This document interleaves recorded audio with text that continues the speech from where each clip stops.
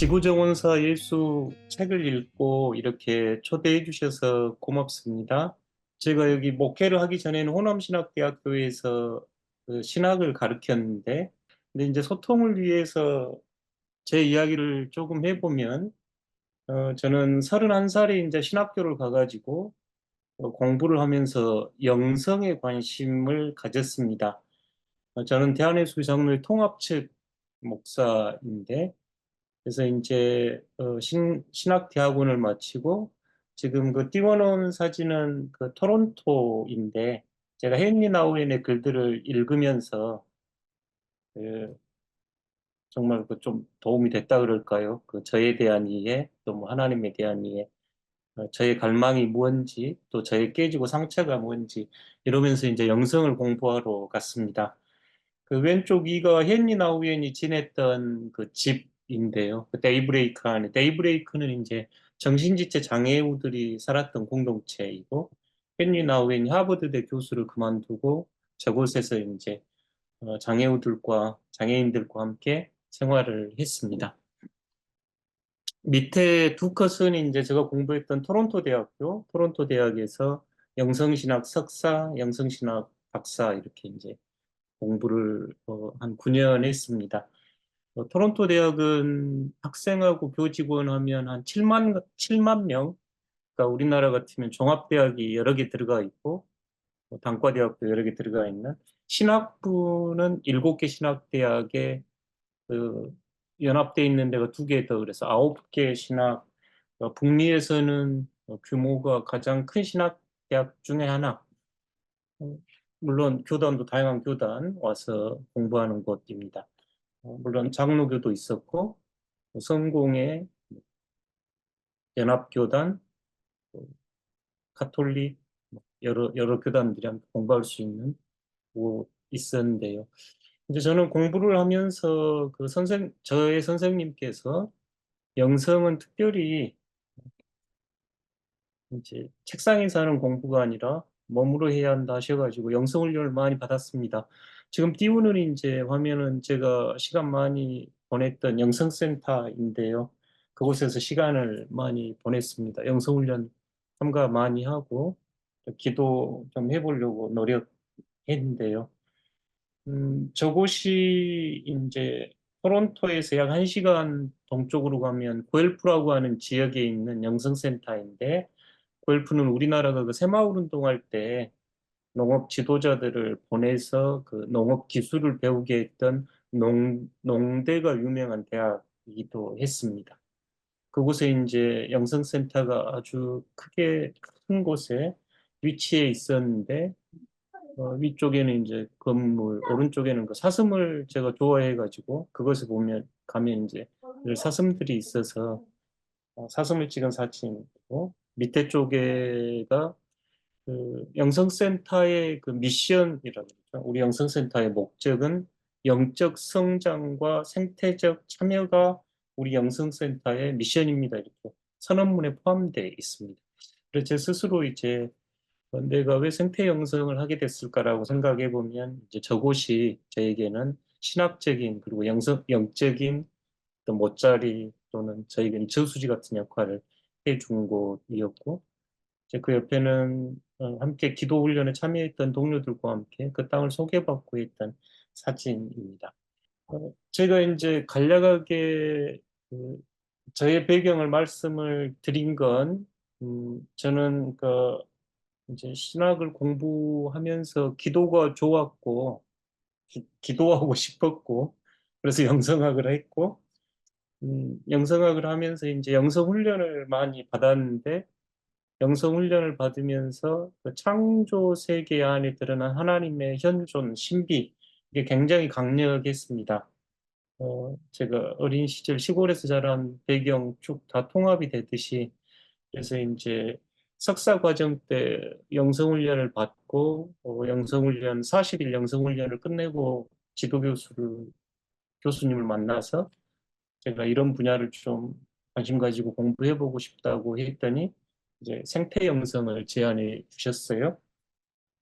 그런데 이제 하나님의 은혜고 그 운이 좋았던 것은 토론토 대학 안에 북미에서 처음 그 생태신학 연구소가 있었던 곳이 토론토 대학이었습니다. 근데 자연스럽게 이제 생태신학, 생태영성을 공부하게 됐고, 그 공부를 하면서 이제 기후 위기에 대해서 알게 됐고, 기후 위기에 대해서 응답해야 된다는 이제 이런 쪽으로 조금 제가 이제 지평을 확장시켜 갔습니다. 그래서 저에게는 그 하나님 창조 세계 안에 있었던 하나님의 그 현존이 굉장히 중요했고, 제가 이제 기후 위기를 읽는 방식도 어떤, 그러니까 사실은 기후가 위기는 아니고 사람이 위기고 어, 영적 위기라고 이제 이렇게 읽습니다. 그런 배경은 방금 말씀드렸던 내용으로 이제 좀 여러분하고 소통해 보려고 제 소개를 간략하게 드렸습니다.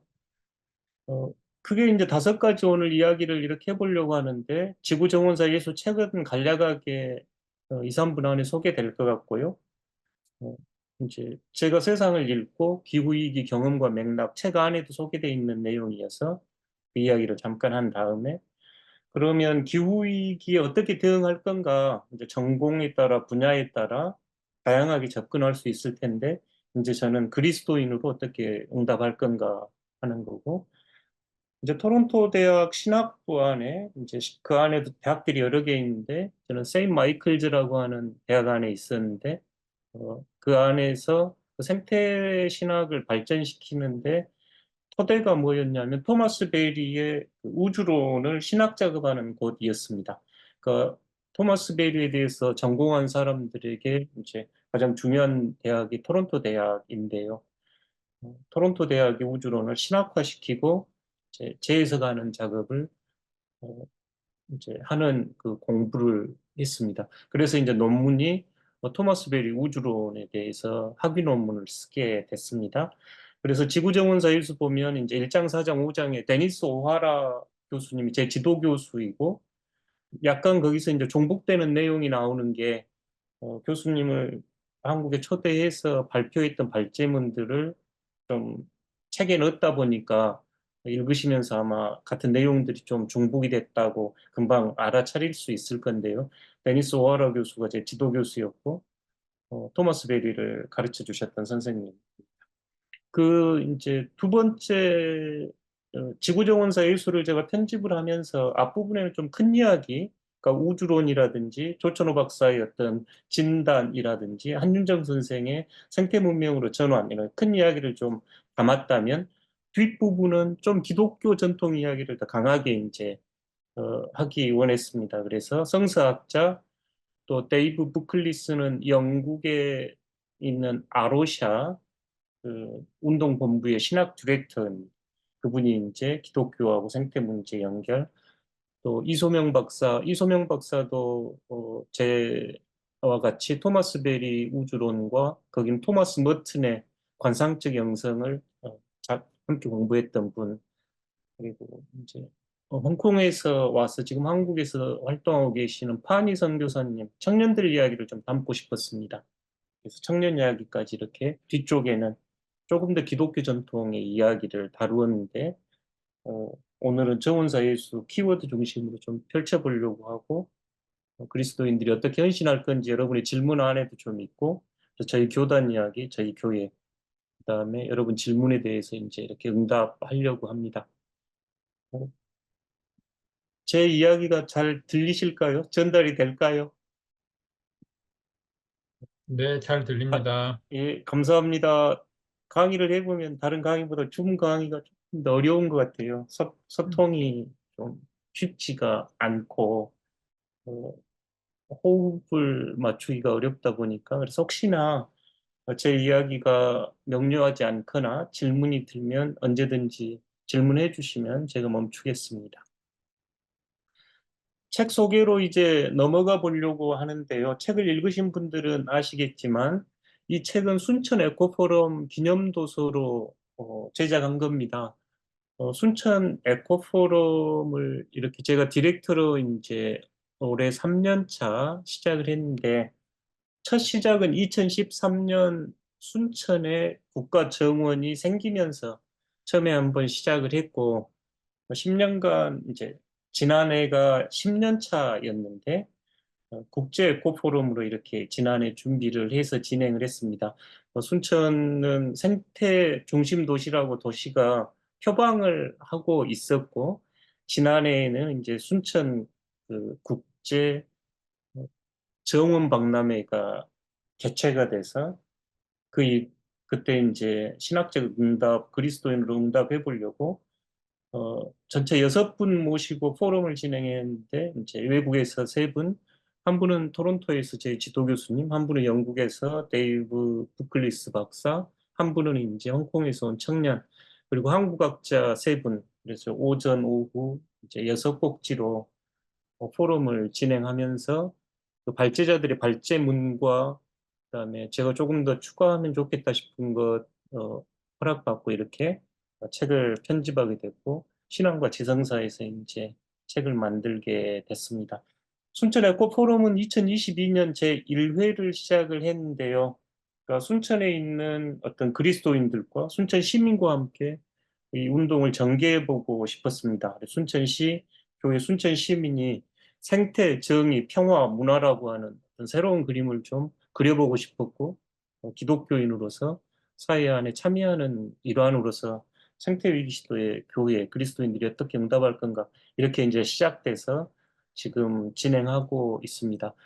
어, 이 책은 이제 2회 때 했던 어, 도서였고 올해가 제 3회 했는데 올해는 기후 위기 시대 생명 공동체 교회라는 주제로 이제 강금실 전 장관이 그 지구와 사람들이라고 그 지구법, 그러니까 우리나라에서 지구법 법제화가 굉장히 중요하고 자연의 어떤 법의 주체로 세우는 게 생태 환경 운동에서 중요한데 강금실 전 장관이 그 일을 하고 계셔서 강금실 장관 키 스피커로 이제 지구법에 대한 이야기, 가버넌스에 대한 이야기 듣고 박성원 총장님은 그 세계교회협의회에서 오랫동안 총무활동하셨던 신학자, 그래서 박성원 총장님 신학적인 응답, 최병성 목사님은 그 활동가신데 시멘트라든지 또 산 지키고 이런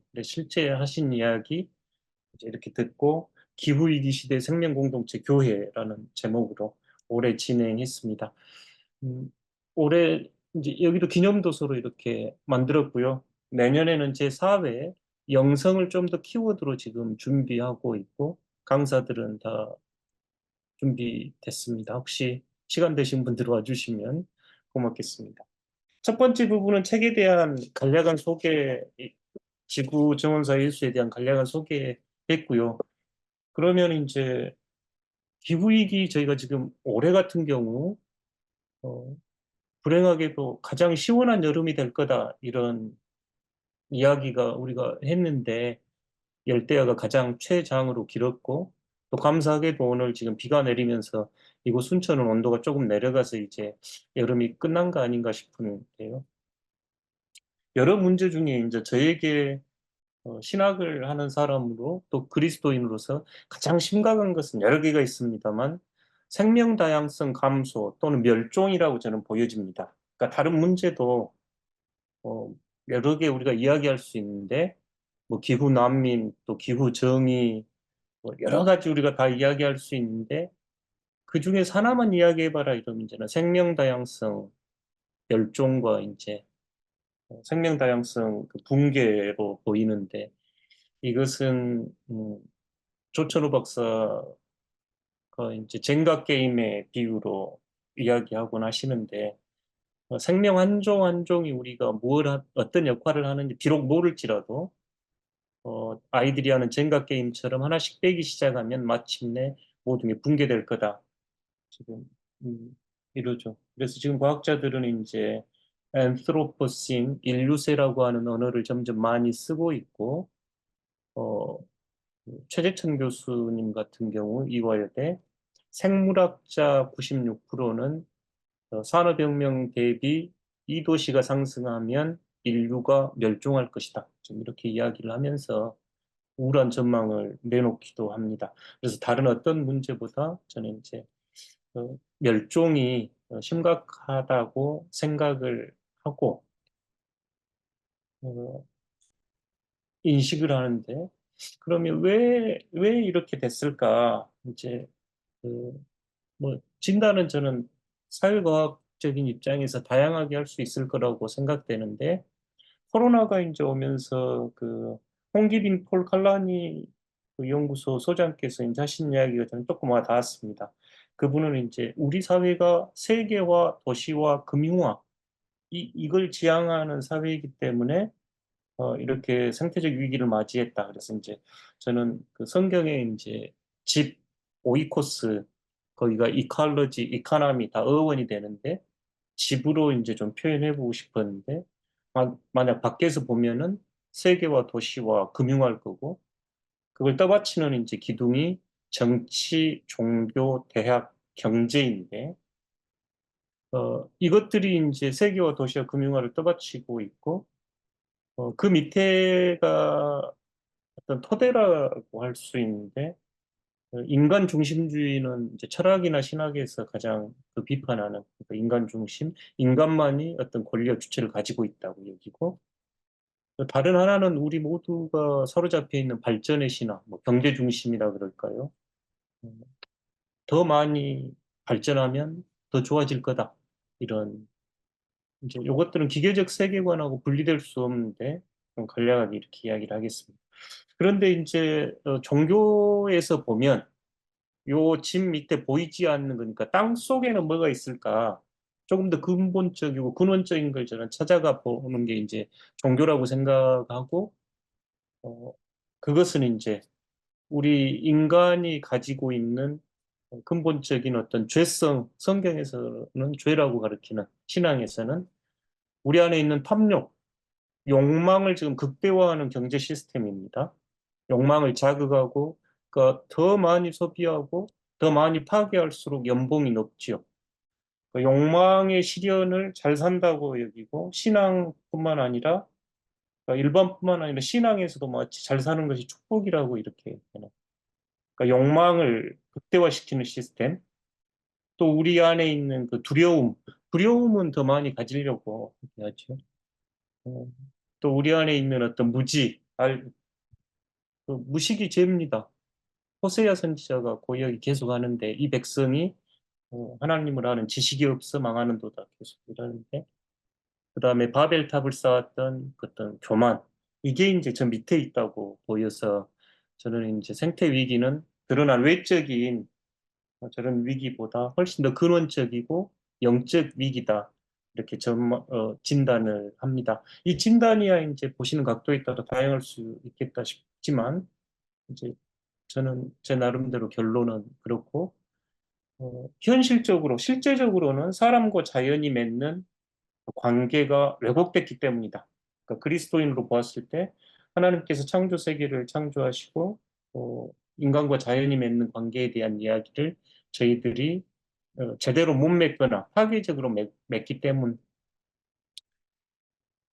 이 이야기는 조금 더 이제 길게 필요할 수는 있겠습니다만 신앙인의 눈으로 보았을 때 그러니까 어떤 지구, 땅, 자연, 피조물, 창조 세계의 그 하나님의 현존을 보지 못하고 소외된 어떤 자폐적 현상, 자폐라고 이제 자폐적 증상이라고 진단은 토마스 베리가 있고 잔 카브는 이제 집단적 광기, 우리가 집단적으로 미쳐 있는 거고 프란체스코 교황 같은 경우는 이제 스키조프레니아 조현병 현상, 그러니까 인간이 자연과 소통하거나 친밀한 교감을 이루지 못하고 자기 세계에 갇혀가지고 하나님을 보지 못하고 타자를 지금 보지 못하는 세상. 뿐만 아니라 신앙까지도 종교까지도 제 기능을 하지 못하는 현재 직면한 생태 위기에 대해 종교 전통 자체가 거의 아무런 역할을 수행하지 못하고 있고 이것은 종교의 어떤 무기력하고 지금 무능한데 종교 전통 안에 책임이 있고 이제 제가 서구 사상가들 토마스 베리 말을 그대로 인용을 했습니다만 우리 기독교인들이 이를 소홀히 한 데 있다 이렇게 진단이 됩니다. 그러니까 인간과 자연이 맺는 관계가 왜곡이 됐고 기독교인들이 이것에 대해서 알아차리지 못하고 무기력하고 무능력한 것 이렇게 이야기할 수 있겠다 싶습니다. 진단 부분은 이제 훨씬 더 뭐 다양한 측면에서 할 수 있겠는데 이제 저는 여러분에게 인간 중심주의 기계적 우주론 밑에 있는 어떤 인간의 죄성이라고 하는 탐욕, 또 두려움, 어떤 무지, 교만, 창세기 3장에서 11장에 읽을 수 있는 내용입니다. 창세기 1장과 2장이 아름다운 창조 세계인데 3장부터 11장까지는 파괴 이야기인데 그 아름다운 하나님의 창조 세계를 깨뜨려버린 죄의 원형은 제가 보기에 여전히 생태를 파괴시키는 죄의 원형이라 이야기할 수 있겠다 생각해 봅니다. 그러면 이제 기후위기에 대응하는 그리스도인으로 지구정원사 예수 앞부분에 나와 있는 토마스 베리 이야기 그리고 그리스도교 전통에서 정원사 이야기만 간략하게 좀 소개를 하고 여러분 그 질문에 대한 응답해 보도록 하겠습니다. 혹시 토마스 베리에 대해서 혹시 들어보신 분 괜찮으시면 표시 한번 해주시겠어요? 예, 감사합니다. 음, 토마스 베리는 1914년생이고 2009년에 돌아가셨는데 꽤 장수하셨지요. 어, 이제 대부분의 생애는 대학에서 교수로 계셨는데 어, 예수 고난의 사제였습니다. 예수 고난에는 예수님이 고난받는 현장에서 어떤 봉사하는 것을 소명으로 여기는 이들이 예수 고난회인데 큰 공동체는 아닙니다만 거기 소속 사제로 서품을 받았고 이제 대부분의 커리어는 학자로서 이제 지냈습니다. 문명사학자 이렇게 하는데 이분의 이제 학위 그 주제가 역사를 크게 이렇게 바라보면서 해석했던 사람, 문명사학자 그래서 이렇게 컬처럴 히스토리언 이렇게 소개하는데요. 음, 본인 스스로는 지알로지안, 그러니까 지오가 지구고 로지안이 신학자였는데 지구신학자 이런 표현을 자기에게 붙였습니다. 음, 이제 토론토 대학에서는 이분의 사상을 신학 작업하는 것이다 보니까 제가 이제 토마스 베리를 더 높게 평가할 수는 있겠습니다만 음, 우리 시대의 가장 생태적 해안과 지혜를 주는 사람 그러니까, 음, 아마 과신대 지금 여기 오신 분들 선생님들은 토마스 베리 책들을 좀 읽어보면 도움을 많이 받을 것이라고 저는 확신합니다. 토론토 대학의 그 교육대학이 오이지라 그러는데 굉장히 유명한 대학 중에 하나인데 교육과정. 그 교육대학에서도 이 토마스 베리 우주론을 교과 과정으로 어떻게 전환시켜가지고 접목해서 학생들을 가르칠 수 있을까. 그래서 트랜스포머티브 러닝 이런 이름을 붙여가지고 어, 시도를 하고 있고 데이비드 콜텐 같은 경우는 경제학자인데 토마스 베리의 이야기를 어떻게 경제에 적용할 수 있을지 그러니까 우리나라 강금실 장관 팀은 토마스 베리 사상을 어떻게 법제화로 지구 법학으로 발전시킬 수 있을 건지 그러니까 다양한 분야에서 신학 같은 경우는 이제 토론토 대학에서 어떻게 신학 작업이 가능한지 예술가들, 경제인들 뭐 여러 분야에서 토마스 베리의 사상에 이제 토대를 두고 자신들의 이제 영역들을 발전시키고 있습니다. 이분에 대한 여러 가지 그 소개 중에 이제 제가 제일 인상 깊은 것은 우리 시대의 최후의 르네상스맨. 르네상스맨은 우리말로 하면 만물 박사인데요. 모르는 게 없는 사람은 르네상스맨 그러는데 특별히 이제 근대 학문은 이렇게 스페셜라이제이션 전공화되면서 모든 것을 통합적으로 아우르기가 굉장히 어려웠는데 토마스 베리는 이제 그 통합을 이뤄낸 사람으로 평가합니다. 토마스 베리가 제가 이제 아시아 사람으로서 공부하기 좋았던 것은 1948년 중국으로 들어와서 중국 경험을 하고 토마스 베리는 한자 이제 신유교, 유교를 높게 평가했는데 우주와 인간이 맺는 관계를 높게 평가했습니다. 그래서 제가 토마스 베리 공부를 하면서 신유교 우주론을 함께 공부를 했는데요. 토마스 베리는 그래서 유교에 대한 유교 한자를 읽을 수 있었고 유교에 대한 논문도 여러 편 썼습니다. 또한 산스크리트를 쓸 수 있고 읽을 수 있어서 제자들에게 원어를 공부하도록 늘 격려했던 분, 아시아 종교에 대해서도 굉장히 잘 아시는 분. 학교에서 이제 교수직을 하실 때 종교들이 갖는 어떤 우주론, 각 종교의 우주론을 연구하셨던 분입니다.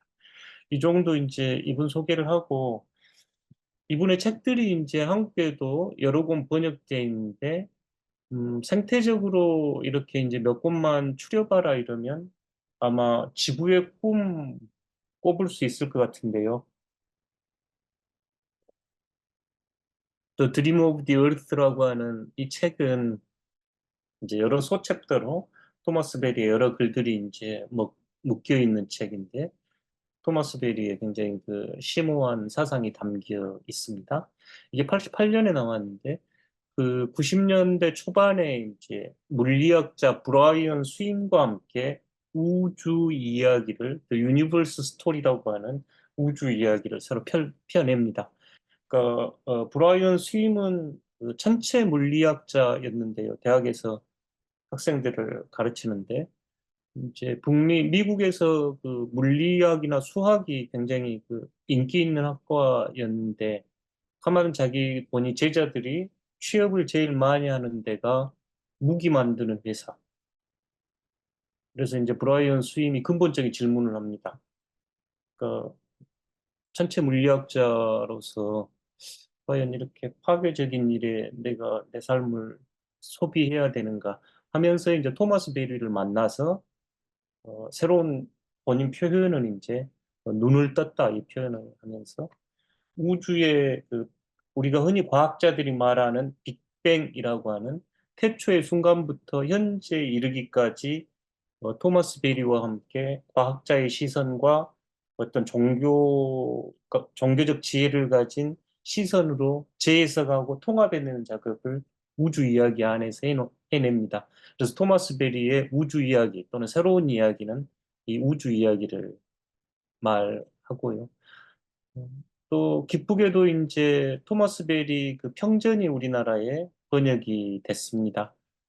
음, 그 국내에서는 이제 토마스 베리를 가장 먼저 시작하신 분이 서울의 그 카톨릭 신부이신 이재돈 신부님이 일본어로 공부하셨고 개신교에서는 이제 제가 어, 공부를 하게 됐습니다. 조금 더 이제 기독교와 관련돼서 글을 모아놓은 책이 그리스도교의 미래와 지구의 운명, 또 뭐 위대한 과학, 또 이브닝 소트, 황혼의 사색 뭐 이렇게 번역이 좀 제목이 그렇게 번역돼 있는 그런 책들이 지금 우리나라에도 번역이 돼 있어서 관심 있으면 찾아 읽을 수 있겠다 싶습니다. 토마스 베리의 이제 우주 이야기의 어떤 맥락, 컨텍스트라고 하면 토마스 베리는 우리가 지금 살아가고 있는 시대가 그러니까 이제 어, 폴 크루젠 같은 대기 화학자들이 앤트로포신 이 표현을 2000년 되면서 쓰기 시작했는데 휴먼 임팩트 온 얼스 이제 이렇게 이야기하죠. 인간들이 그 지구에게 이제 영향을 주기 시작한 그래서 앤트로포가 이제 사람이죠. 그래서 인류세 이렇게 번역을 하는데 토마스 베리는 훨씬 더 이제 크게 펼쳐가지고 보는데 지구 역사는 신생대가 끝나고 새로운 생태대가 시작됐다고 진단을 합니다. 이렇게 진단하는 배경에는 멸종입니다. 제가 처음에 멸종이 가장 중요하게 여겼던 것은 그 지구의 대를 나눌 때 이제 멸종이 기준입니다. 그러니까 고생대, 중생대, 신생대 이렇게 나누는 것은 멸종이거든요.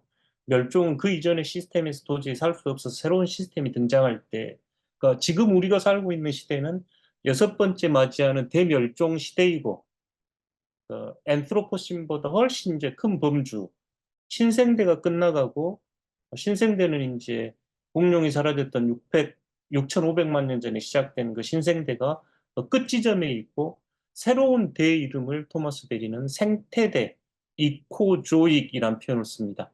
이코는 이제 생태고 조익이라고 붙여가지고 이코조익 생태대가 시작되는 시점 이렇게 진단하는 것은 이제 대멸종이고요.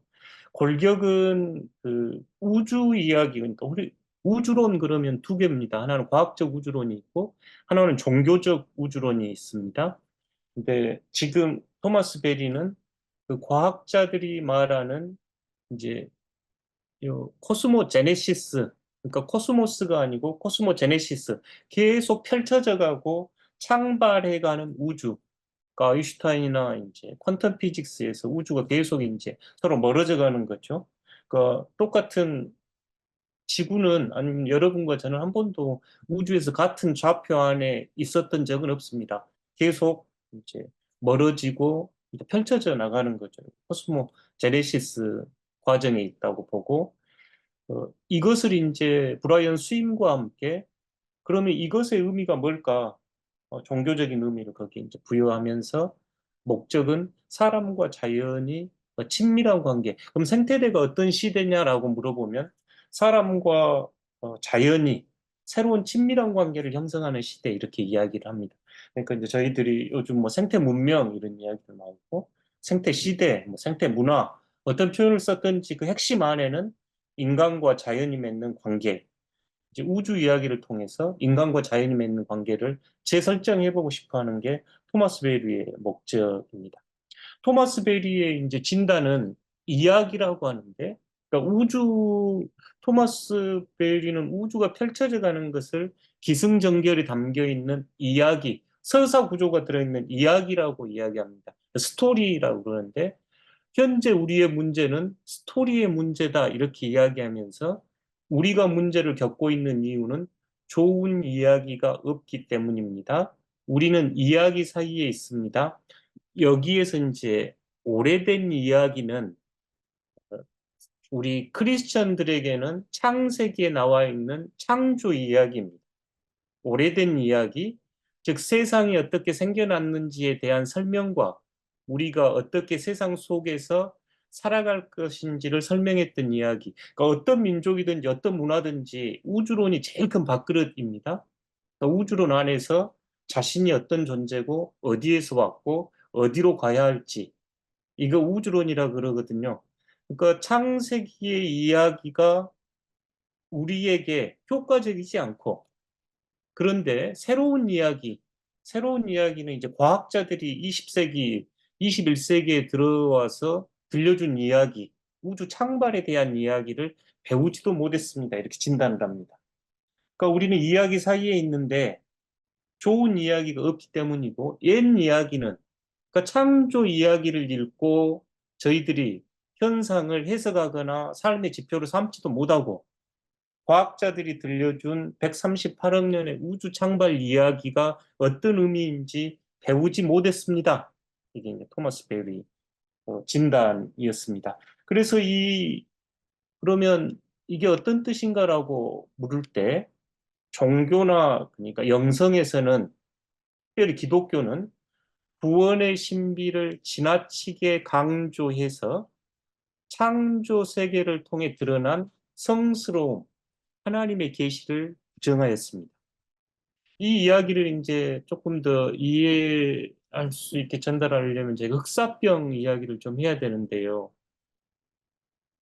시간이 될지 모르겠습니다만. 흑사병은 1347년, 49년에 유럽 인구를 3분의 1을, 유럽 인구의 3분의 1이 죽었던 사건입니다. 그러니까 흑사병이 달나라의 우주선을 띄웠다라고 이제 영어 표현이 있어요. 그러니까 흑사병이 발발하면서 교회는 이 질병을 하나님의 징벌로 보고 예수 그리스도의 재림과 예수 구원에 매달리기 시작했고 이 세상은 죄의 영역, 물질의 영역에 우리가 관심을 가지면 안 된다. 이러면서 창조 세계를 부정하기 시작했습니다. 그러니까 물질 세계는 악이 지배하고 죄가 관영한 곳이라고 지금도 교회 가면 그렇게 기도한 분들 계셔요. 흑사병의 이제 영향으로. 봅니다. 그래서 이 흑사병, 그러니까 그 전에 창조 세계는 하나님 현존의 장소였는데 흑사병 이후에 그 창조 세계는 이제 과학자들의 손으로 넘어가는데요. 과학자들의 실험의 도구가 되고 그때 나왔던 게 이제 근대 우주론이 기계적 우주론입니다. 그러니까 어떤 우주에 어떤 물질에 자연에는 어떤 생명이나 영적인 범주는 없고 단순한 물질의 범주 이때 이제 등장했던 신관이 그 고장난 기계를 시계를 고치는 하나님 이런 신관이었죠. 과학은 그래서 계몽주의를 거치면서 절대적인 진보, 그러니까 우리가 지금 과학의 세를 받은 세대죠. 과학을 통해 또는 우주뿐만 아니라 물질의 객관적 이해는 성취됐는데 내적이며 주관적인 연합을 무시하였다 이렇게 진단합니다. 그래서 결과적으로 과학과 종교 양자 모두는 지구 이야기 안에서 분리되고 소외되었습니다. 기독교는 지구로부터 분리되어서 엔트로피적 영적 힘을 키웠고 과학은 물질적 범주에 집중하여 영적 범주를 소외시켰습니다. 어, 제 생각에 크게 어려운 이야기는 아닐 거라고 생각이 되는데 쉽게 말하면 기독교는 중세 흑사병 이후에 저희 개신교, 카톨릭 다 포함해서 물질 세계, 자연 세계, 창조 세계에 대한 관심이 거의 사그라졌고 이게 아마 여러분들이 과신대로 하는 이유일 겁니다. 거의 사그라졌고 과학계는 자연 세계를 물질로 대하면서 하나님의 성스러움에 대한 인식이 없었습니다. 토마스 베리는 이것이 우리가 자연을 이렇게 파괴적으로 대하게 된 배경이다. 이렇게 보면서 우주 이야기를 통해서 이것을 치유하기 원했습니다. 우주는 태초부터 물리적인 범주만 창발했던 것이 아니라 혼과 영의 범주가 함께 비분리적으로 함께 창발했다. 제가 이제 창발이란 표현을 선호하는 건 진화라는 표현들을 교회에서 쓰면 그걸 막 또 설명하고 해야 돼가지고 그거 안 하고 싶어서 그럽니다. 영어 표현으로 창발은 unfolding이고 진화는 evolve죠. 밖으로 펼쳐나가는 겁니다. 근데 이런 언어 싸움을 제가 하기 원치 않아서 그러니까 우주는 태초 대폭발부터 현재 이르기까지 물질만 그렇게 변화를 거쳐왔던 것이 아니라 하나님의 현존, 하나님의 신비적 힘이 그 안에도 있었다. 그 표현이 이제 홍과 영의 범주가 있었다라고 이야기를 합니다. 또한 토마스 베리는 우주론을 통해서 인간은 우주의 가장 심오한 범주를 활성화시켰다. 저희가 우리 시대에 인간이 멸종할 수 있을 거다 이걸 굉장히 많이 이야기되고 있잖아요. 근데 우주 전체 이야기에서 보면 굉장히 슬픈 이야기입니다. 왜냐하면 우주 안에서 우주를 바라보면서 시를 쓰고 노래를 하고 사랑을 하는 지금 존재가 인간이고 새가 하늘을 날고 물고기가 물에서 수영을 한다면 인간은 셀프 리플렉시브 컨셔스니스라 그러는데 자아 성찰적 존재거든요. 우주 안에서 내가 누구인지 우주 안에서 우주를 바라보는 눈이 인간입니다. 그런 인간이 우주에서 소멸이 된다면 우주로서는 큰 손실일 겁니다. 그러니까 과학자들은 우주 진화 창발의 과정을 이렇게 살펴보면서 인간이 출현할 수밖에 없는 방향으로 흘러왔던 거 아닌가?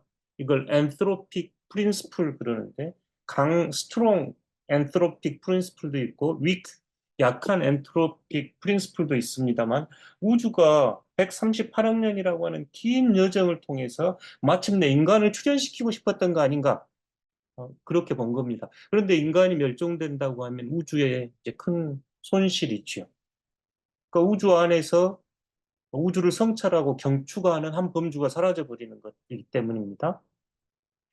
우리는 우주를 품고 있고 우주는 우리를 품고 있습니다. 우주와 우리는 서로에게 전적으로 현존하며 우주와 우리를 출현시킨 더 깊은 신비 안에 현존합니다. 더 깊은 신비를 저는 그리스도인으로 하나님이라 이야기하고 싶습니다. 그러니까 하나님과 우주라고 하는 눈에 보이는 어떤 세계와 그 안에 있는 인간이 결코 분리될 수 없습니다. 이건 우리 대한민국 사람들한테는 굉장히 쉬운 이야기예요. 천지인 삼재사상이 그거거든요. 하늘과 땅과 인간이 분리될 수 없다. 저희 그리스도인의 언어로는 하나님과 만물과 사람이 분리될 수 없습니다. 우리가 가장 커지는 방법은 우주 안에서 인간이거든요. 그래서 인간을 소우주라고 이야기도 하고 우주의 빗대지요. 그 우주 안에 하나님의 성스러운 힘이 있고 우리는 만물 안에서 하나님을 발견하고 만, 하나님은 만물 안에서 우리와 함께 계시지요. 이 이야기를 토마스 베리는 현대 과학이 들려주는 우주론 안에서 들려주기 원합니다. 그래서 이 우주 이야기를 통해서 인간과 지구가 맺는 관계를 근본적으로 전환시키고 창조 세계가 갖는 영적이고 물리적인 역동성을 새롭게 깨닫게 되기를 바랍니다. 또한 과학자는 실제가 갖는 내적인 질적인 범주, 우리가 영적이라고 이해하는 범주를 이해하고 신앙은 창조 세계와 창발하는 우주에 대한 적대감을 극복할 수 있을 것이다 하는 이야기가 이제 우주 이야기에서 토마스 베리가 들려주고 싶은 이야기입니다. 우주 이야기에 대한 이제 지구정원사에서 챕터 1, 2, 4 데니스 오하라 교수의 글이 이제 그 이야기 13, 145인가요? 데니스 오하라 교수님 이야기가 그 부분이어서 아마 읽으신 분들은 조금 이제 이해가 됐으면 좋겠고 짧은 시간 혹시나 제 전달이 좀 부족했으면 토마스 베리 책들을 좀 읽어보시면 좋겠습니다. 여기까지가 토마스 베리를 소개했고 시간이 이제 50분이 돼서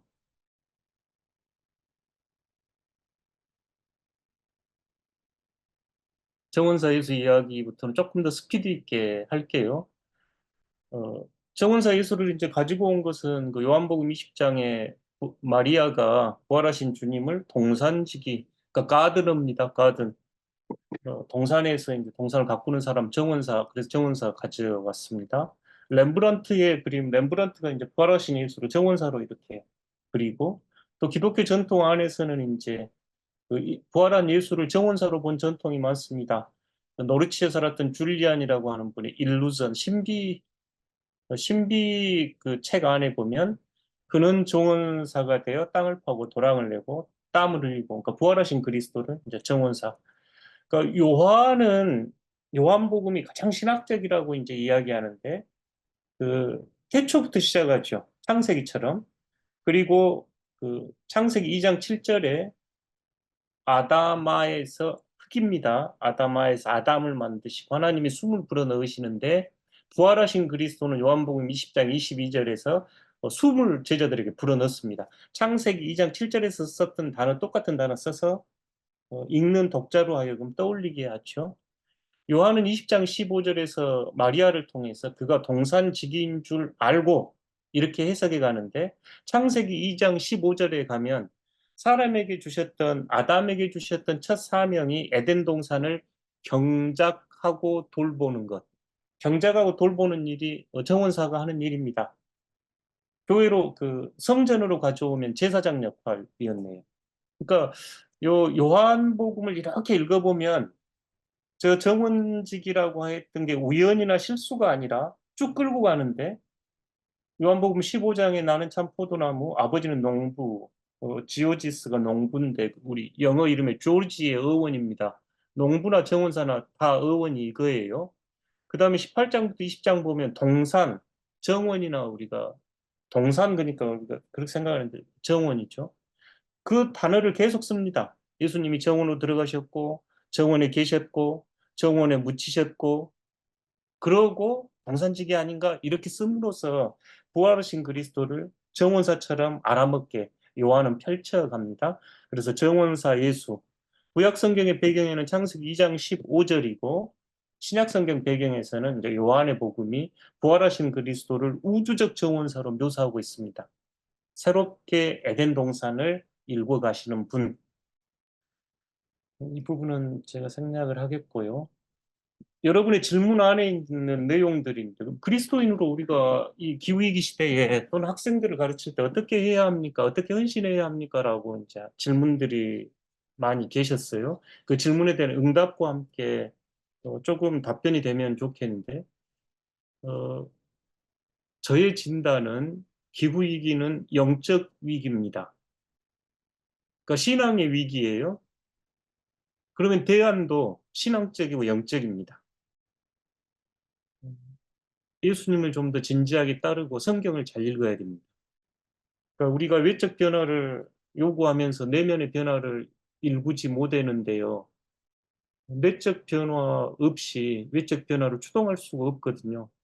성경을 잘 읽고 예수님 진지하게 따라가고 예배 잘 드리는 것부터 시작하면 좋겠다. 이런 내용들은 많아가지고 일일이 소개하기는 그러고 한국 교회는 뭐 합니까? 라고 해서 여기도 좀 해봤는데 전 통합측 목사입니다. 2022년 107회기의 기후위기 대응 지침 총회 정책 문서를 채택하면서 굉장히 문서는 잘 나왔습니다. 걔 교회가 그거 하지 않는데요. 그러면 그 교회 목사님에게 여쭤보셔야 돼요. 그 한국 교회, 그러니까 저희가 속해 있는 교단은 이 문제를 굉장히 중요하게 여기고 응답하려고 노력하고 있고, 저희가 이제 10년 단위로 교회는 큰그 정책을 제시하는데, 2022년부터 2032년까지 가장 중요한 6가지 목회적 주제가 첫 번째가 기후위기입니다. 그러니까 기후위기의 생태 형성 갖춘 교회로 해가야 됩니다. 뭐 지역 소멸, 뭐 평화, 전쟁과 폭력, 또 이주민, 디지털, 뭐 고령화, 저출산, 1인 가구 이런 문제들만 있는데 1번이 기후위기에 응답하는 교회, 총회 입장이고요. 그 총회는 큰 차원이고 이제 노회는 저희 통합은 69개 노회가 있는데 노회 차원에서도 이제 저희 노회에는 생태환경위원회를 신설했고 시민들과 함께하기 위해서 순천 생태학교를 지금 진행 중에 있습니다. 그러니까 총회 차원에서도 응답하기 위해서 노력하고 있고 저희 노회 차원에서도 하려고 지금 노력 중. 교회에서 했던 이야기, 뭐 환경주의 애들 작은 지구 도서관 했고 여기 쓰레기통은 이제 3년 전에 그 플라스틱이 이슈였을 때 플라스틱 쓰레기 탭을 잠궈주세요. 뭐 그런 외국의 유명한 작품을 이제 학생들이 카피한 거 교회 로비에 전시했습니다. 기후위기 현실 뭐 이렇게 펀드레이징도 하고 사진전도 하고 저희 교회 동편에 세워져 있는 북극곰하고 펭귄 조각상입니다. 학생들이 구입해가지고 교회로 기증을 해서 동편 정원에 세워놨는데 그 정원 학생들이 많이 다니는 길이거든요. 저희 교회는 학교 주변에가 있어가지고 기후위기 교회가 응답하겠습니다. 뭐 몽골 은총의 숲 사막화 방지를 위해서 나무 심고요. 전기 없는 예배, 플로깅, 탄소 금식, 어린이 탄소 금식. 또 지난해에는 이제 지구 온난화 그림 엽서전 지구 그 유엔에 성도들 예배 시간에 저기 엽서 써가지고 유엔에 보냈습니다. 아직 답장은 못 받았습니다. 유엔에 기후위기 때 유엔에 편지라도 보냈다 이야기하려고 성도들하고 뭐 탄소 금식도 하고 어, 저명한 학자 데이브스 부클릭스 2년 전에 작년에 한국 오셨을 때 교회 초대해가지고 설교하고 어, 교회 이제 저 반팔 입고 있는 사람이 전대 굳이 소개한 건 여름에는 이제 저희가 양복 안 입고 가운 안 입고 저렇게 셔츠 입고 그냥 합니다. 난방 그 냉방 온도 조금 해보려고 묵상집, 교육, 성경을 새롭게 읽는 건 매우 중요하다고 생각되고 또 뭐 절수영, 몽골에 나무 심는 거, 선교적 과제로도 나무 심는 거 굉장히 중요하고요. 교회 학교는 나는야 지구 지킴이, 지구 돌봄 이게 이제 성경학교 주제입니다. 멸종 동물들 주제였을 때 아마 선생님들이 연극, 또뭐 토양, 예수사랑, 기후사랑, 탄소제로, 환경주의 예배 올해 이제 환경교육 예배는 생명의 파노라마, 그 탄생부터 죽음까지 교회 학교 학생들이 그림 그려가지고 교회 루비에 쭉 전시했습니다. 40 몇 점. 또 9월 첫 주가 저희가 창조절인데 창조절 지금 지내면서 창조절 묵상 캠페인 진행하고 있고 지금 하고 있습니다. 이게 교회에서 했던 일 간략하게 소개했습니다.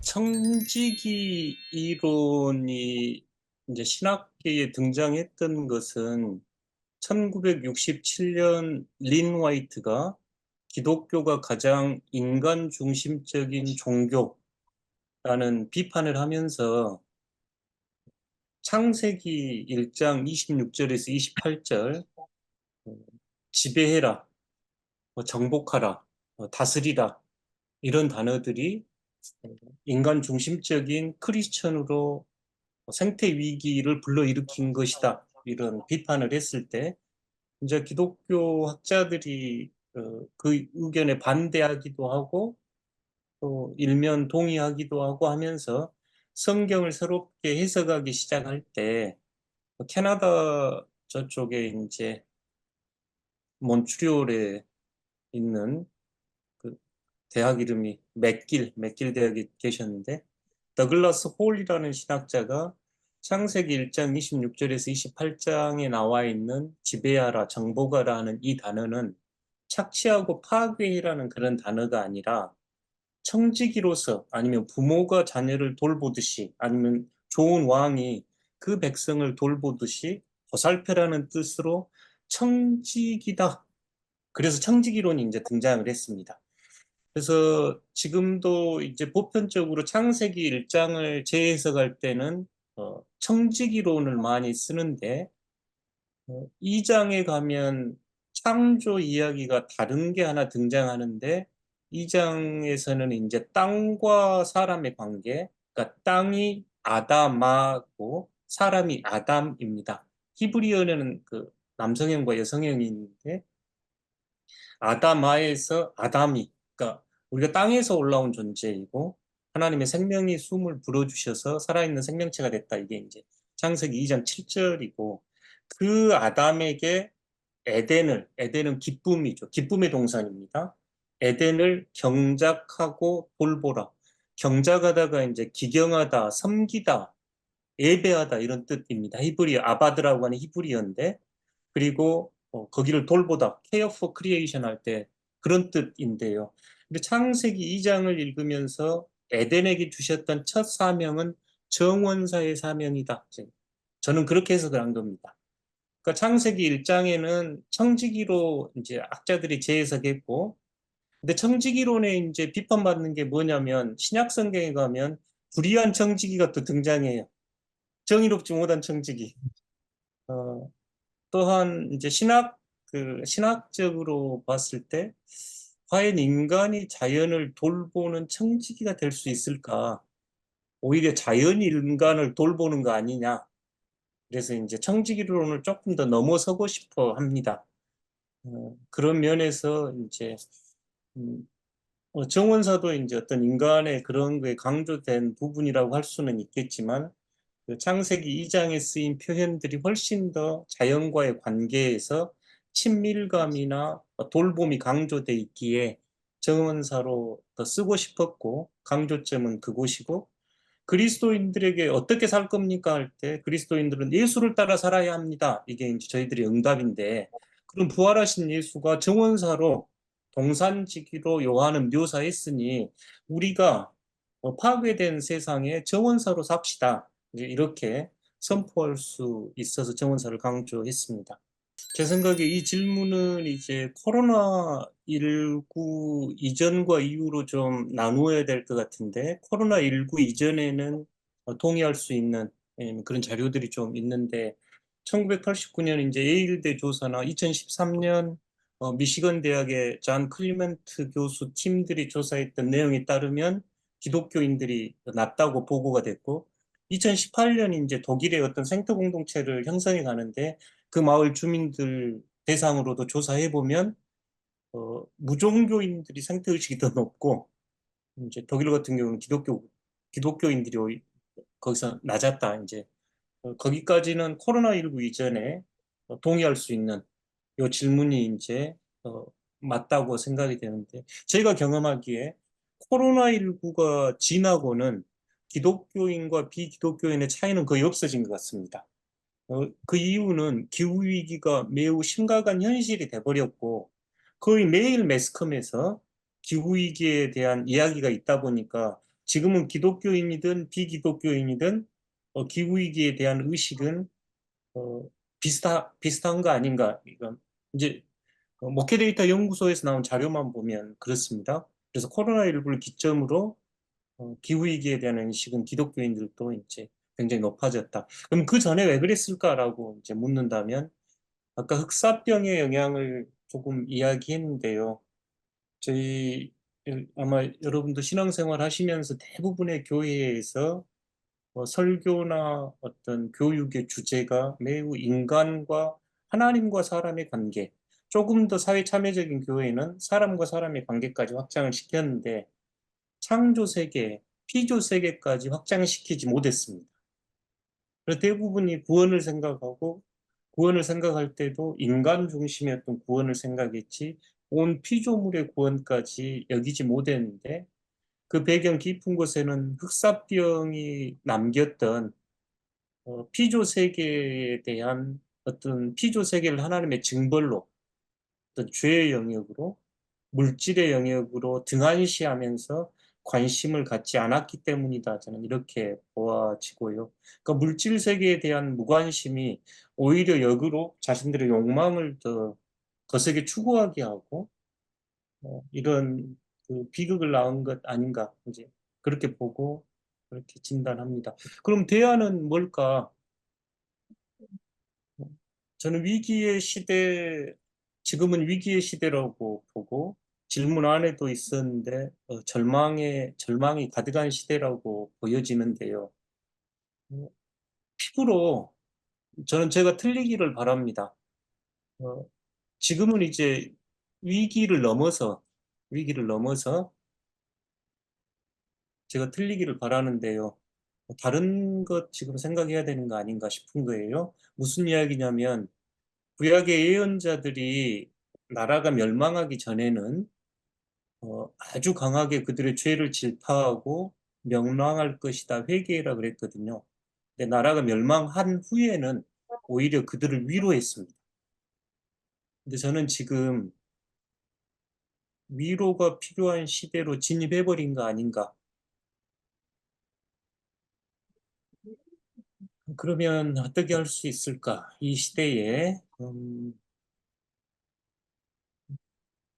이제 유엔 사무총장 안토니오 구테르스가 2020년 유엔 총회에서 우리가 기후 지옥으로 가는 고속도로에서 가속 페달을 받고 있습니다. 23년에 우리가 기후 지옥의 문을 열었습니다. 이제 안토니오 구테르스 총장의 이야기였고 올해 8월은 산업혁명 이후에 1.56도씨 상승했습니다.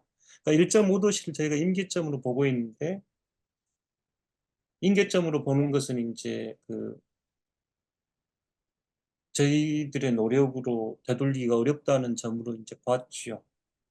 이게 이제 매우 인간적인 제 이해라면, 그럼 희망은 어디가 있을까? 우리가 희망을 노래할 수 있다면 어떤 곳에서 희망을 노래할 수 있을까? 여기에서 저는 매우 근본적으로 하나님께 소망을 두고 어, 하나님 앞에서 새롭게 시작해야 한다. 그러니까 단순하게 지금 정부를 비판하거나 기업을 비판하거나 이 수준을 넘어서 이제 예언자들이 외쳤던 것처럼 저희가 철저하게 하나님 앞에 회개하고 영적 그 회심, 회심으로 음, 고난을 맞이해야 되는 시점.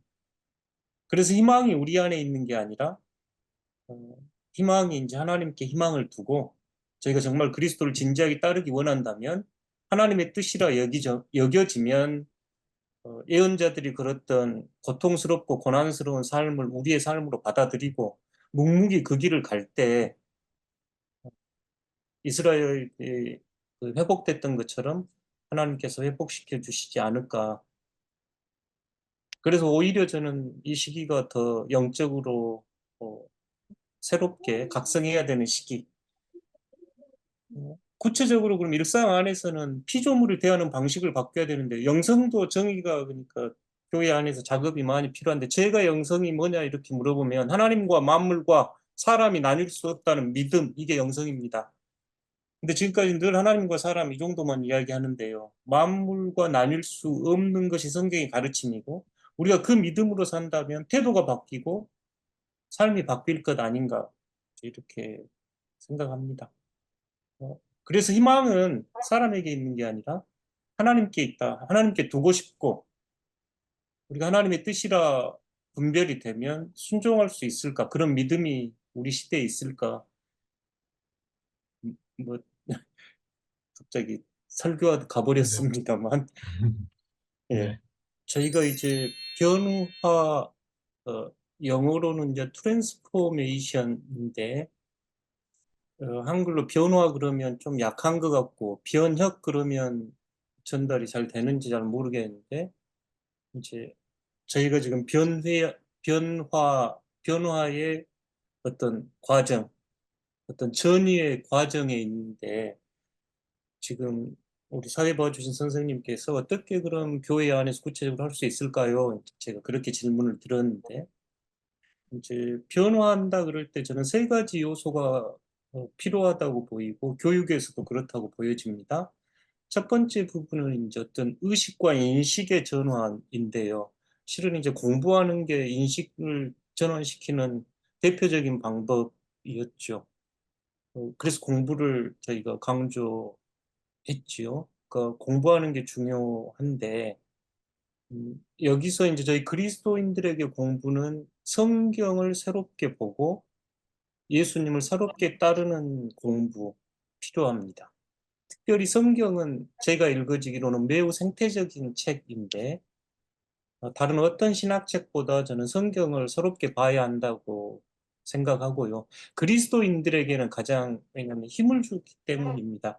제가 강의를 해보거나, 글로 대화를 해봐도 그리스도인들에게 다른 일반 생태학자들 이야기 쭉 소개하는 것보다 성서 구절을 생태적으로 잘 전달하는 게 훨씬 더 힘이 있다는 생각 많이 하거든요. 그래서 우리의 의식을 바꿀 수 있는 공부 중에 성경을 새롭게 보는 어려운 일입니다. 어려운 일입니다만 시도해야 되고 반복됩니다만 예수를 진지하게 따라야 합니다. 이제 알버트 놀란이 오늘의 예수라는 책 서문에서 우리가 기독교인이든 비기독교인이든 예수를 진지하게 여기지 않습니다 하면서 왼뺨을 때리면 오른뺨 대지 않고 70번씩 7번 용서하지도 않습니다. 저마다 나름대로 변명을 합니다. 이러면서 해결할 수 있는 방법은 우리가 진지하게 예수를 따르는 것 이렇게 제안하거든요. 저는 그 말 저에 대한 고백이고 믿습니다. 우리들이 진지하게 예수 따라야 하거든요. 어, 이제 예수님에 관한 책들을 제가 많이 보고 싶었고, 그리스도인으로 살아가면서 예수님이 좋은데요.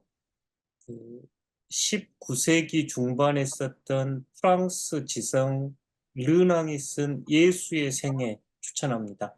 그러니까 역사적 예수 초기 작품이라 그때 신학적으로는 더 발전을 많이 했어요. 근데 제가 예수님 이해하는데 그 책을 제안하는 것은 르낭은 산업혁명 이전에 발로 갈릴리를 다니면서 예수님의 삶을 추적했습니다. 갈릴리를 너무너무 아름답게 묘사하거든요. 세상 어느 곳에서도 이보다 더 아름다운 꿈을 꿀 수 있는 곳은 없었을 것이다. 절대 행복을 꿈꿀 수 있는 곳, 갈릴리를 그렇게 아름답게 묘사합니다. 방금 사회 보신 우리 선생님께서 경이로움을 체험 아이들이 할 때 토마스 베리도 경이로움을 체험하면서 자기에게 선한 것은 그 들력을 지키는 것이고 들력을 파괴하는 것은 악한 것이라고 하면서 일찍 깨닫게 되는데 르낭은 그 갈릴리를 그렇게 아름답게 묘사합니다. 그러니까 우리가 그렇게 아름다운 자연을 파괴시키고 하나님의 현존을 어디에서 찾을 수 있을까? 그래서 의식의 전환을 위해서는 성경을 새롭게 보고 예수를 진지하게 따르는 것 필요하고요. 두 번째는 훈련이 필요합니다. 그러니까 디사이플과 훈련, 디서플린은 어원이 같지요. 그러니까 저희들이 이제 생태적 삶을 위해서 훈련해야 됩니다. 우리가 머리로 아는 거 삶에서 실천 못 하잖아요. 훈련 필요합니다. 떤 훈련 해야 됩니까? 그럼 뭐 절제하고 검소하고 이런 것부터 해야 됩니다. 소비 덜하고 또 그 이미 사회적으로 많이 나와 있는 훈련, 이제 절제하는 검소, 뭐 가난해지는 훈련. 세 번째가 이제 헌신이 필요한데요. 이제 헌신에는 용기도 필요하고 자기 포기도 필요하지요. 근데 우리가 그냥 제가 이제 목사로서 또 생태 영성을 공부하면서 깨닫는 게 뭐냐면 사람이 아름다운 건 희생할 수 있기 때문입니다. 그러니까 하나님과 만물과 내가 분리될 수 없다면 그것을 하나라고 한다면 타자의 아픔은 나의 아픔이고 신음하는 피조물의 아픔은 나의 아픔일 때 내가 더 큰 생명을 위하여 내 자신을 희생할 수 있겠지요. 예수의 십자가는 그 희생의 저는 꽃으로 보입니다. 예수께서 십자가 희생을 함으로써 우리에게 더 큰 생명을 주셨듯이 헌신은 자기 희생 속에 우리가 가능하다고 보이고 사람이 아름다운 건 자기의 욕망을 추구하기보다 타자를 위하여 만물을 위하여 희생할 수 있는 존재이기 때문에 아름답다고 보입니다. 저는 이 세 가지가 변화를 위해서 필요해 보이고 그럼 어느 지점에서 교회에서 어떻게 하실래요? 그러면 그 지점에서 생각해 볼 수 있다고 생각을 해요. 그러니까 훈련 같을 때 이제 제가 교회 안에서 어떤 리트릿이나 영성훈련 할 때 마지막에는 그 창조세계 묵상 코너를 늘 넣는데 자연 안에 가서 예수님처럼 새도 보고 꽃도 보고 그 경험을 좀 나눠보는 일들 초대합니다. 특히 네. 요 환경운동이나 아니면 생태보존운동에 참여한 사람들이 이제 에컬러지컬 디프레션, 기후우울증, 생태적 우울증을 더 심하게 지금 겪고 있다고 하는 보도를 봤습니다. 그러니까 더 변화를 위해 몸부림친 사람들이 아마 절망을 느끼는 시기라고 보여져요. 지표들이 좋지가 않고 시베리아 이런 쪽은 저는 단기적으로 얼마에 버틸 수 있을 수는 있겠지만 해결책은 금붕대가 아닌가. 근데 그 문제는 이제 기후 정의 문제와 또 직접적인 연관이 있어서 왜냐하면 기후 위기 때 가장 고통당하는 이들이 가장 약자들이거든요. 그러니까 그런 선택조차 할 수 없이 죽어가야 되는데 그래서 그러면 이제 우리에게 이 시대에 우리에게 왜 이런 어떤 절망적인 상황 앞에 우리가 놓여 있는지 우리가 그 이유는 잘 모르고 어쨌든 우리들이 만들어낸 결과이긴 하지만 근데 이제 희망은 하나님 이제 신앙인으로서 그러니까 우리들이 이 문제를 어떻게든지 돌파할 수 있을 것이라고 하나님은 믿었기에 우리를 이 시대에 보냈다고 믿습니다. 그러니까 제가 이 자리에 있는 건 이 문제를 하나님이 저에게 맡겨주셨고 제가 씨름할 수 있는 주제 그러니까 여기 참여한 분들이 아니면 최소한 이것에 깨어있는 분들이 하나님의 뜻에 응답할 수 있는 힘과 믿음이 있기에 우리에게 이 과제를 주었고 우리는 이 과제를 기쁘게 우리 시대의 십자가로 나의 십자가로 받아들일 때 희망이 생기는 것 아닌가 싶어요. 그러니까 예를 들어 저희가 이제 가장 큰 것은 그 경제 구조 바꾸는 건데 그 산업, 상업, 그 지구 착취적 경제 시스템이 지금 견고한데 그거 저희들이 바꾸려고 생각을 하고 법을 바꾸려고 생각하고 예를 들어 거기에서 출발한다면 저희들은 더 쉽게 절망할 겁니다. 그런데 만약 저의 진단은 이건 심각한 영적 문제이기에 영적 자리에서 출발한다면 희망할 수 있겠다. 이제 신약 성경에서 가장 아름다운 희망의 노래가 엠마오 가는 제자들 이야기이잖아요. 그러니까 절망에 빠져 있던 제자들이 예수님 따라다니면서 뭔가 해보려고 하다가 예수님이 죽자 고향으로 가는데 가는 길에 예수님을 만나서 예수님이 말씀을 들려줄 때 가슴이 뜨거워졌고 이제 저녁에 식탁에서 예수님께서 떡을 뗄 때 그들이 이제 눈을 뜨고 예수님을 알아봤는데 이게 이제 우리 예배의 예전으로 들어와서 설교와 성찬이 그 엠마오 그 부활의 재현입니다. 그러니까 저는 궁극적으로 기독교 신앙은 절망의 시대에 절망하지 않고 희망을 노래하는 것, 기독교 신앙의 기여라고 보여요. 그 중심에는 부활하신 그리스도가 있고 성령에 대한 저희가 믿음이 있으면, 그래서 저희 그리스도인들은 이 자리에서 좀 먼저 출발하면 좋겠다. 신앙의 자리에서. 그래서 기후위기 문제가 등장을 해도 먼저, 아, 이게 신앙의 문제구나. 진지하게. 그렇게 출발을 할 때 우리들이 변화되고 응답할 수 있다. 이렇게 생각을 합니다. 그러니까, 이제 여러 접근은 좋은데 저는 신앙인으로서 그 생각하고요. 처음에 이제 소개해 주실 때 학교 선생님들 많이 계셨는데, 어, 이제 우리 국내에서 그 교육의 제일 문제는 저는 대학이라고 보는데, 음, 대학이 지금처럼 서열화돼 있고, 그런 한 온전한 그 인간을 아니면 참다운 사람을 교육하기는 쉽지 않다고 이제 이것도 더 큰 구조적인 문제인데, 그럼에도 한 사람 한 사람에 대한 신뢰, 우리가 소망을 가질 수 있으면 변화는 시작될 것 아닌가 싶은 거예요. 그래서 저는 정말 우리 시대에 이제 그리스도인들이 어, 진지하게 예수를 따르는 법을 배울 때 이 시대에 주어진 역할 좀 감당할 수 있지 않을까 이 생각해 봅니다. 저는 토마스 베리 글을 읽으면서 굉장히 기뻤습니다. 물론 그 전에 기도하면서 창조 세계에 현존하신 하나님에 대한 그 경이로움이 더 컸지만 이제 신학적이고 어떤 사상적 기반을 엮어나갈 때 그래서 토마스 베리 지구의 꿈이나 우주 이야기를 제 선생님들이 좀 읽으시면 도움이 되겠다. 제가 이야기 드렸던 것보다 토마스 베리 지구의 꿈에 나와 있는 한 예화인데요. 타이타닉 이야기입니다. 1912년 이제 4월 15일 날 타이타닉이 침몰하는데 타이타닉은 첫 항 영국에서 미국으로 갔던 당시 불침선 타이타닉이었죠. 근데 타이타닉은 최소한 6번의 경고를 받았다고 이야기합니다. 기술을 돌려라였거든요. 방향을 바꿔라. 근데 이제 여러 가지 이유로 방향을 바꾸지 않았습니다. 잘못된 믿음, 마지막에는 보고 체계가 잘못됐다, 이제 이런 거였죠. 지금 저희 지구생명 공동체의 그 우리 삶의 태도, 문명을 바꾸라는 요구는 수없이 지금 들리고 있고, 우리도 이 배를 돌릴 수 있도록 헌신해야 된다고 생각됩니다. 슈바이처 이야기로 좀 마무리해 보려고 하는데요.